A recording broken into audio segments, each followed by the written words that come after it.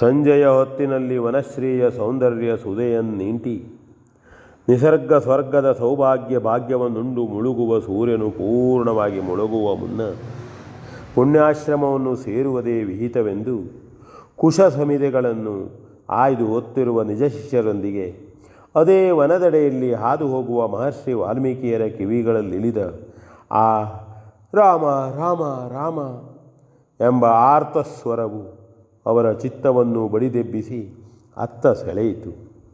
ಅಂಬಾ ಎಂದು ಕರೆದ ಕರುವಿನೆಡೆಗೆ ಬಂದೇ ಎಂದು ಓಡಿ ಬಂದ ಸುರಭಿಯಂತೆ ಮಹರ್ಷಿಗಳು ಸೀತಾದೇವಿಯ ಮುಂದೆ ಬಂದು ನಿಂತರು. ಸೀತೆಯು ಕಣ್ಮುಚ್ಚಿ ಧ್ಯಾನ ಪರವಶಲಾಗಿದ್ದಳು. ನೋಡಿದ ಮಹರ್ಷಿ ವಾಲ್ಮೀಕಿಯರು ತನ್ನ ನಿತ್ಯ ಧ್ಯಾನದ ಮೂಲ ಮಂತ್ರೋಚ್ಚಾರದಿಂದಲೇ ಧ್ಯಾನಸ್ಥಳಾಗಿದ್ದ ಆಕೆಯನ್ನು ಕಂಡು ಅದೇ ಧ್ಯಾನಾನಂದದಲ್ಲಿ ತಲ್ಲೀನಗೊಂಡು ರಾಮಧ್ಯಾನ ಪರಾಯಣಳಾದ ಸೀತಾದೇವಿಗೆ ಕೈವರ್ತಿಸಿದ ಕಲ್ಪತರುವಿನಂತಲ್ಲಿ ನಿಂತುಕೊಂಡರು. ವಾಲ್ಮೀಕಿಯರ ಶಿಷ್ಯಗಣನವದು ಪಿಸುಗುಟ್ಟಿದಾಗ ಕಣ್ತೆರೆದ ಜಾನಕಿಯು ಮುಂದಿದ್ದ ಮಹರ್ಷಿಗಳನ್ನು ಕಂಡು ಹಾಗೆಯೇ ಅಲ್ಲಿ ನೊಸಲನ್ನು ಚಾಚಿದಳು. ವಾಲ್ಮೀಕಿಯರು ಪೂರ್ಣಾಶೀರ್ವಾದವನ್ನಿತ್ತು ಹರಿಸಿ, ನೀನಾರು ಎಂದು ಪ್ರಶ್ನಿಸಿದರು. ಸೀತೆಗೆ ಏನು ಹೇಳಬೇಕೋ ತಿಳಿಯಲಿಲ್ಲ. ಪರಿಚಯವನ್ನು ಹೇಳಲೇ ಬಿಡಲೇ ಎಂದಾಯಿತು. ಹಿಂದೊಮ್ಮೆ ತಾನು ವಂಚಿಸಲ್ಪಟ್ಟದ್ದು ನೆನಪಿಗೆ ಬಂತು. ಮಾತಾಡಲು ಮಾತೇ ಬರಲಿಲ್ಲ. ಪೂಜ್ಯರು ಆಕೆಯನ್ನೊಮ್ಮೆ ಅಪಾದ ಮಸ್ತಕವಾಗಿ ನೋಡಿ, ಅಮ್ಮ, ಭಯಪಡಬೇಡ, ನಾವು ತಪಸ್ವಿಗಳು, ಭೂತದಯಾಪರರು, ಅನ್ಯರೆಂದೆಣಿಸಬೇಡ, ನೀನಾರು ಹೇಳು, ನಿನಗೆ ಕ್ಷೇಮವಾಗಲಿ ಎಂದು ನುಡಿದರು. ಅವರ ಶಿಷ್ಯರು, ಇವರು ನಮ್ಮ ಗುರುಗಳು, ಪೂಜ್ಯರಾದ ವಾಲ್ಮೀಕಿಯರು ಎಂದು ನುಡಿದರು. ಸೀತೆಯು ಆ ಹೆಸರನ್ನು ಕೇಳಿದ್ದಳು. ಆದುದರಿಂದ ಕಿಂಚಿತ್ ಧೈರ್ಯವನ್ನು ತಂದುಕೊಂಡು, ಪೂಜ್ಯರೇ, ನಿಮ್ಮ ಕುರಿತು ಸಂದೇಹಿಸಿದ ನನ್ನನ್ನು ಕ್ಷಮಿಸೋಣಾಗಲಿ. ನಾನು ಅನಾಥಳು, ನಿರ್ದೋಷಿಯೇ ಆಗಿದ್ದರೂ ಜನಾಪವಾದದಿಂದ ಕಲುಷತೆಯಾದ ನನ್ನನ್ನು ನನ್ನ ಸ್ವಾಮಿಯು ಪರಿತ್ಯಜಿಸಿದ್ದರಿಂದ ಇಲ್ಲಿ ಬಂದೆನು. ನಾನು ಜನಕರಾಜನ ಮಗಳು, ಶ್ರೀರಾಮನ ಧರ್ಮಪತ್ನಿ ಸೀತೆ ಎಂದು ತಡೆದು ನುಡಿದಳು.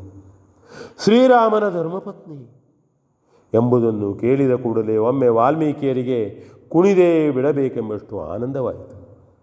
ಅವರು, ತಾಯೇ, ನೀನೇನು ಚಿಂತಿಸಬೇಕಾಗಿಲ್ಲ, ಸರ್ವಥಾ ಅನಾಥಳಲ್ಲ.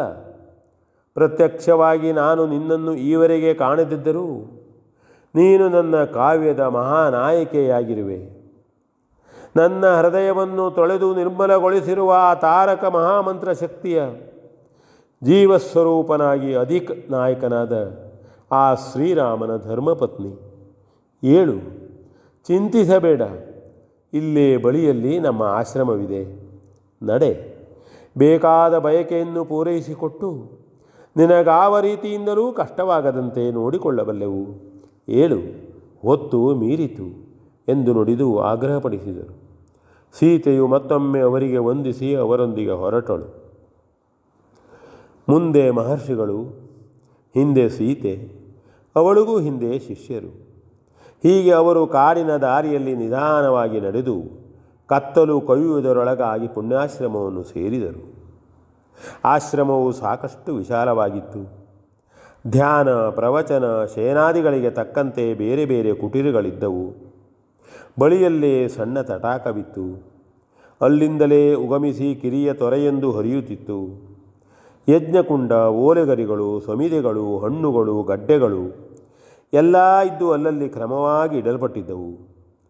ಸೀತೆಯನ್ನು ಕಾಲು ತೊಳೆದು ಒಳಗೆ ಹೋಗುವಂತೆ ಹೇಳಿ ಋಷಿಗಳು ಸ್ನಾನಕ್ಕೆ ನಡೆದರು. ಶಿಷ್ಯನೊಬ್ಬನು ಸೀತೆಗೆ ದಾರಿ ತೋರಿಸಿದಂತೆಯೇ ಅವಳು ಕಾಲು ತೊಳೆದು ಅವನ ಹಿಂದೆಯೇ ಹೋಗಿ ಒಂದು ಕುಟೀರದಲ್ಲಿ ಅವಳಿಗಾಗಿಯೇ ಹಾಸಿದ್ದ ಹುಲ್ಲಿನ ಹಾಸಿಗೆಯಲ್ಲಿ ಕುಳಿತುಕೊಂಡಳು. ಎದುರಿಗೆ ಪೀಣ್ಯಾಕದ ಬತ್ತಿಯೊಂದು ಆ ವಲಯವನ್ನು ಬೆಳಗುತ್ತಾ ಉರಿಯುತ್ತಿತ್ತು. ಎಲ್ಲವೂ ಶಾಂತಮಯವಾಗಿದ್ದು ಸೀತೆಗೆ ಮಿಥಿಲೆಗೆ ಬಂದೆನೆಂಬಷ್ಟು ಸಂತಸವಾಯಿತು. ಬಳಲಿದ್ದರಿಂದ ಅಲ್ಲೇ ಒರಗಿಕೊಂಡಳು. ಶಿಷ್ಯನೊಬ್ಬನು ಒಂದಿಷ್ಟು ಹಾಲನ್ನು ಹಣ್ಣನ್ನು ತಂದು ಮುಂದಿಟ್ಟು, ಅಪ್ಪಣೆಯಾಗಿದೆ, ತೆಗೆದುಕೊಳ್ಳಬೇಕಂತೆ ಎಂದನು.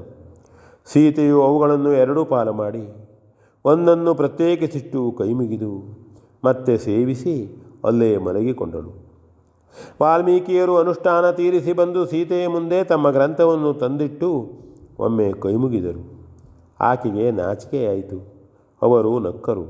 ಮತ್ತೆ, ನಿದ್ರೆ ಬಾಧಿಸುವುದಿಲ್ಲವಾದರೆ ನೀನು ಕೇಳತಕ್ಕ ವಿಚಾರವಿದು, ಹೇಳುತ್ತೇನೆ.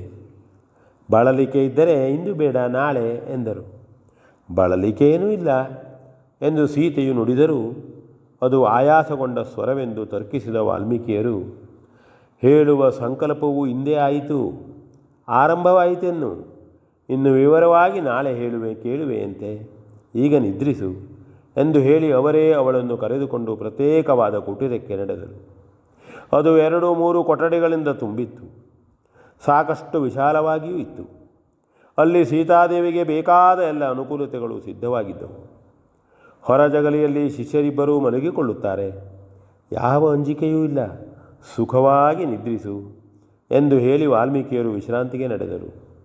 ಸೀತೆಯು ಒಳಗೆ ಹೋಗಿ ಎಲ್ಲವನ್ನೂ ನೋಡಿ ಒಂದು ಕೊಂಡಿಯಲ್ಲಿ ಹುಲ್ಲು ಹಾಸಿಗೆಯಲ್ಲಿ ಹಾಸಿಕೊಂಡು ಬಾಗಿಲನ್ನು ಎಳೆದುಕೊಂಡು ರಾಮ ರಾಮ ರಾಮ ಎಂದು ಧ್ಯಾನ ಮಾಡಿ ಮಲಗಿಕೊಂಡಳು. ತುಂಬ ದಣಿದು ಬಂದು ಬಹುವಾಗಿ ಹೊತ್ತು ಬೇಸತ್ತ ಸೀತೆಗೆ ಮಲಗಿದಾಕ್ಷಣವೇ ನಿದ್ರೆ ಹತ್ತಿತು. ಅದೇ ರಾತ್ರಿ ತನ್ನ ಏಕಾಂತ ಗ್ರಹದಲ್ಲಿ ತಮ್ಮನ ಬರವನ್ನೇ ಎದುರು ನೋಡುತ್ತಿದ್ದ ಶ್ರೀರಾಮನನ್ನು ರುದ್ರಭೂಮಿಯ ಕಾರ್ಯವನ್ನೆಲ್ಲ ಪೂರೈಸಿ ಮರಳೆ ಬಂದು ಮನೆಯನ್ನು ಸೇರುವನವಂತೆ ಲಕ್ಷ್ಮಣನು ಬಂದು ಕಂಡು ವಂದಿಸಿದರೆ ಆ ಅಣ್ಣ ತಮ್ಮಂದಿರ ಅಡಿ ಮುಡಿಗಳು ಅವರವರ ಕಣ್ಣೀರ ಕೋಡಿಯಿಂದಲೇ ತೋಯ್ದು ಹೋದವು. ಅವರಿಗೆ ಯಾವ ಮಾತನ್ನೂ ಆಡಲಾಗಲಿಲ್ಲ. ಇದ್ದ ಅದೇ ಇರುಳು ಮುಂದೆ ತಮ್ಮ ಜೀವನದುದ್ದಕ್ಕೂ ಶಾಶ್ವತವಾಯಿತೆಂದು ಎಣ್ಣೆ ಯಾರಿದ ದೀಪದಂತೆ ಇಬ್ಬರೂ ನಿಸ್ತೇಜಗೊಂಡಿದ್ದರು. ಕವಿದ ಕತ್ತಲೆಯು ದಾರಿಯನ್ನು ಕಣ್ಣನ್ನು ಒಟ್ಟಾಗಿ ಮೆತ್ತಿಕೊಂಡಂತೆ ಆ ರಾಮಲಕ್ಷ್ಮಣರು ಇಬ್ಬರೂ ವ್ಯಥೆಗೊಂಡು ರಾತ್ರಿ ಇಡೀ ಅಳುತ್ತಲೇ ಇದ್ದರು. ಯಾರು ಅತ್ತರೂ ಸತ್ತರೂ, ನಕ್ಕು ನಲಿದರೂ ಕಾಲವು ಮಾತ್ರ ಕ್ರಮವಾಗಿ ಹರಿಯುತ್ತಲೇ ಇರುತ್ತದೆ. V N Bhagwat ಬರಪಳ್ಳಿ.